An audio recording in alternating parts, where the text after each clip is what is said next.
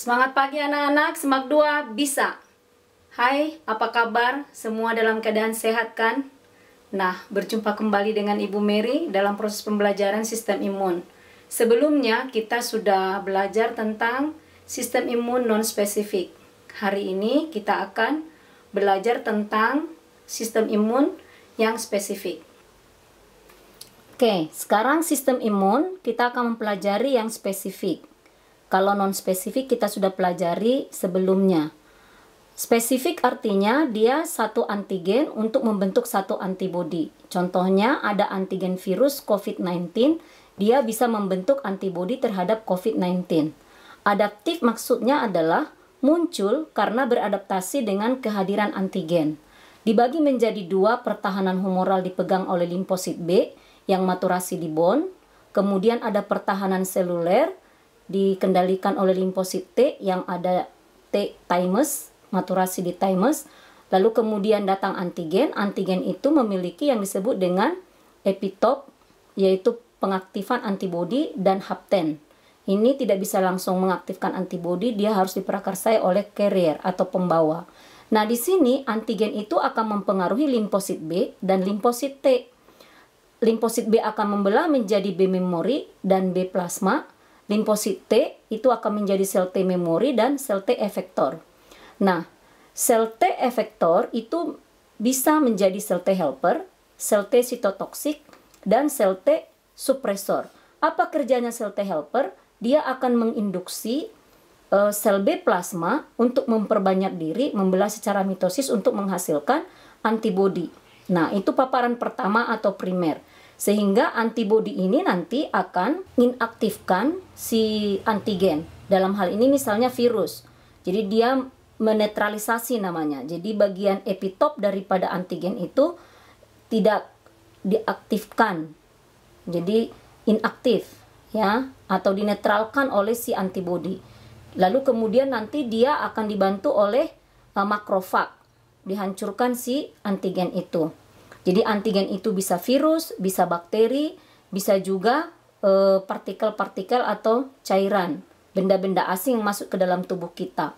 Nah, kemudian di sini sel B memori akan mengingat kehadiran antigen dan sel T memori, sehingga nanti ketika ada paparan yang kedua, maka akan langsung cepat sel B memori atau sel T memori mempengaruhi sel B plasma untuk menghasilkan sel B plasma yang banyak untuk menghasilkan antibodi.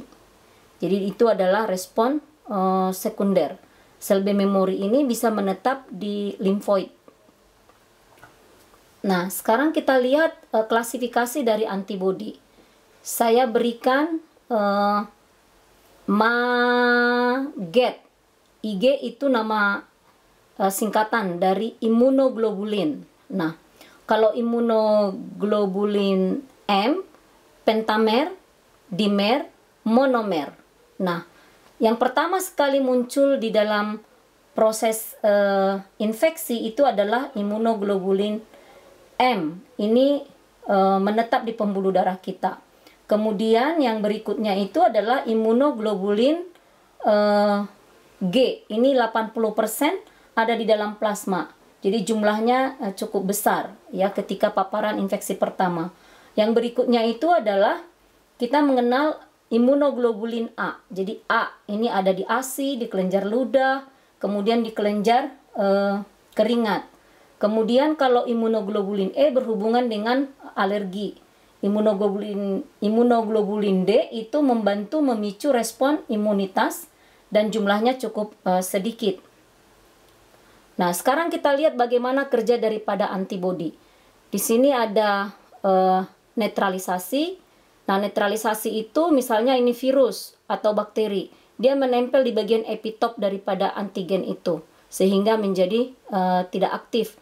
Lalu kemudian yang kedua adalah aglutinasi. Aglutinasi itu misalnya contohnya antigennya adalah bakteri, dia akan menggumpalkan ya, menggumpalkan. Jadi ini si bakterinya atau antigennya menjadi inaktif.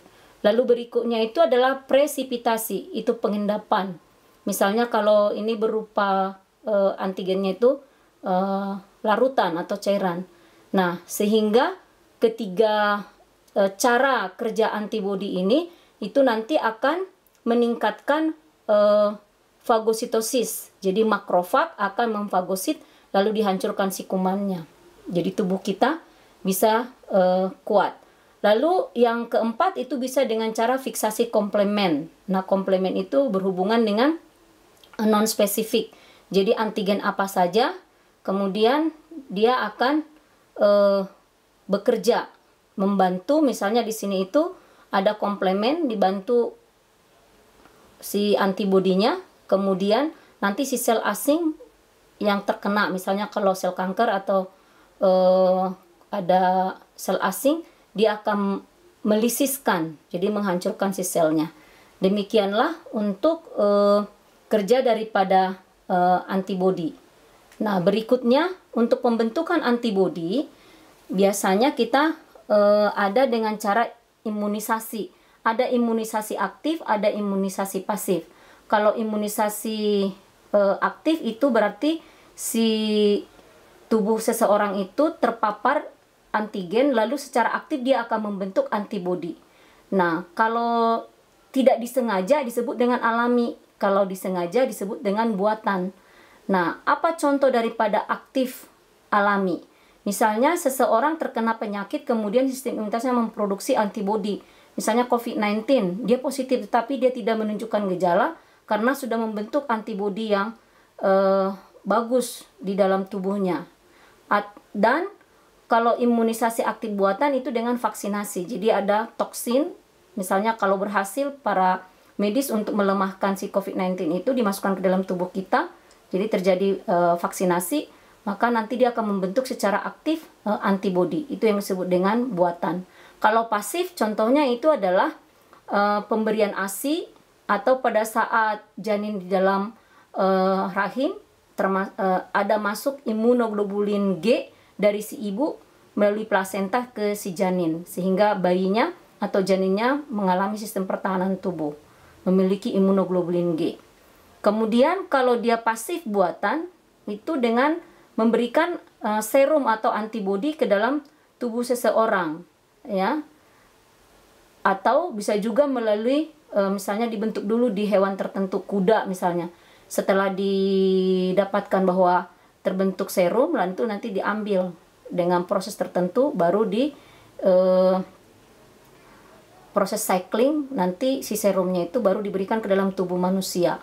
Itu yang disebut dengan imunisasi pasif buatan. Demikianlah anak-anak penjelasan Ibu Mary tentang sistem imun spesifik. Harapan Ibu Mary kalian tetap bisa menjaga kesehatan, stay at home, jangan lupa berdoa, kemudian jaga kebersihan, rajin cuci tangan, makan makanan yang bergizi, olahraga, istirahat. Semak 2 bisa.